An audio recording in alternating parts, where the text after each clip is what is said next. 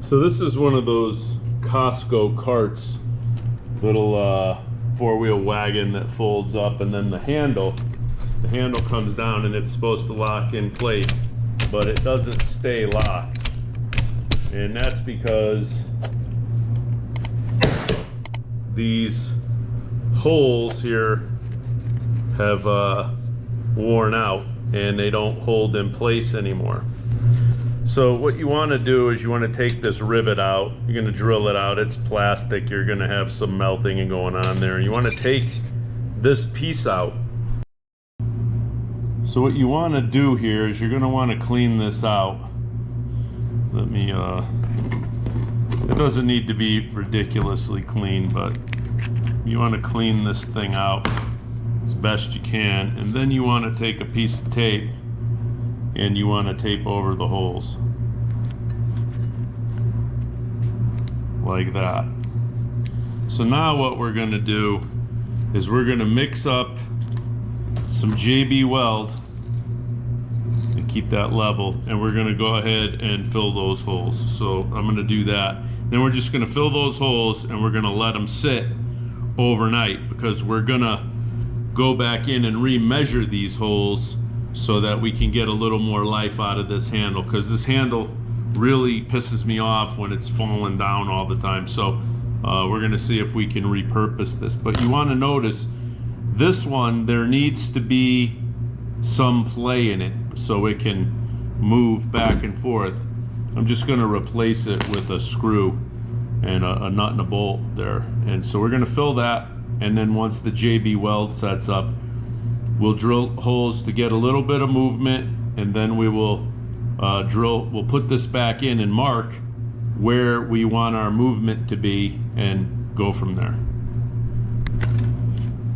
All right, so I got my equal parts of JB Weld here, and I'm just gonna mix it up. I use JB Weld for a lot of things, and it holds up really well. I mean, if you put it on things that are slick, maybe not as well, but any metals, fiberglass, any of that stuff.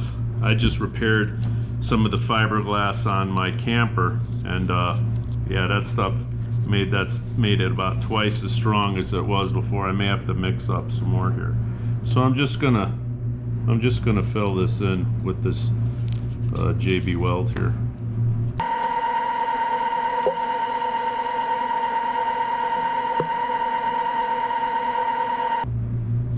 This will sort of self-level, but you know, you can always file it or whatever. So now I'm just going to leave this until it sets up, and then we will go ahead and refashion that little latch.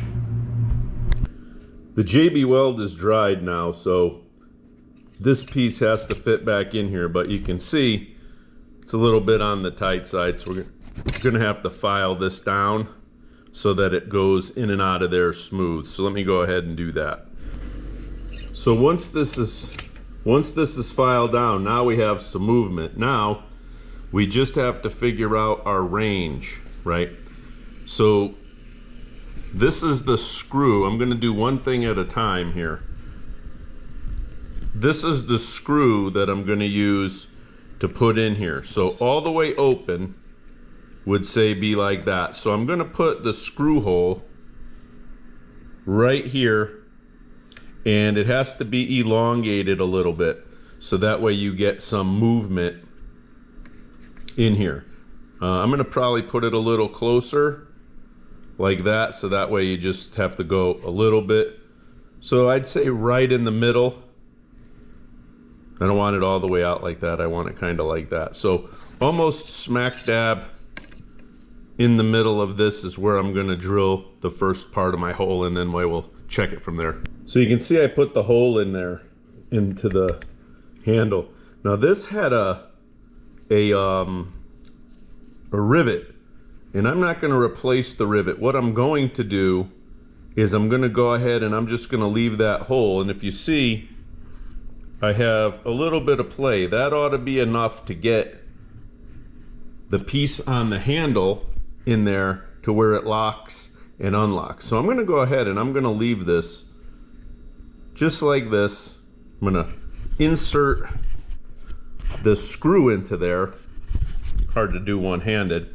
And then I'm gonna, before I do that, I'm going to mark how far I need this to move in order to, let's see, because I want it right there. So I'm gonna have to mark it right there, how far I need that hole to be in order to release the handle. So let me go mark that.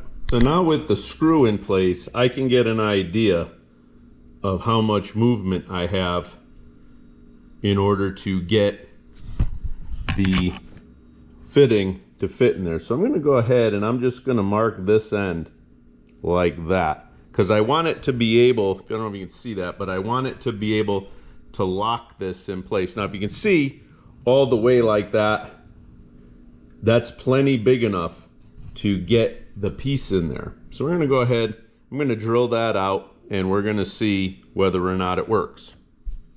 Here's what our piece looks like. Now I'm gonna reassemble, and I think I may have to bevel this edge just a little bit to get the piece to slide in there, but we'll mess with that after. I'm gonna go ahead and I'm gonna insert this back in here,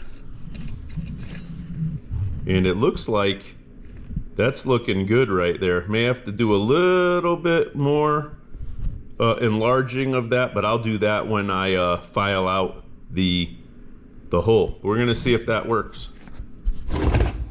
So the hole isn't big enough, so what I'm gonna do is I'm gonna take this file and I'm just gonna file this out a little bit and get a little bit of an angle on this side. And then see if it'll,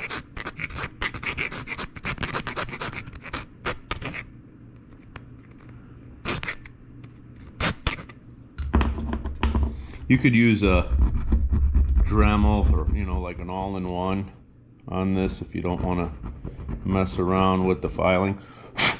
So here's the finished product. Well, at least for now. I'm going to see how well that works. After a bit of enlarging, I actually happened onto this that works satisfactory. So I'm going to put it together. I'm going to put the screw in here, and I'm going to attach it with a nut, and I'll show you how it works. Yeah, after a bit of contouring, you can see that the nut and the bolt and all that are in there, and that piece is in there, and then all you do is you just pull this and out it comes, and you can lock it back in place and it's all working again. So that's just as long as the JB Weld will hold, you'll be in good shape. Right there, there you go. And that's how you, another use for JB Weld.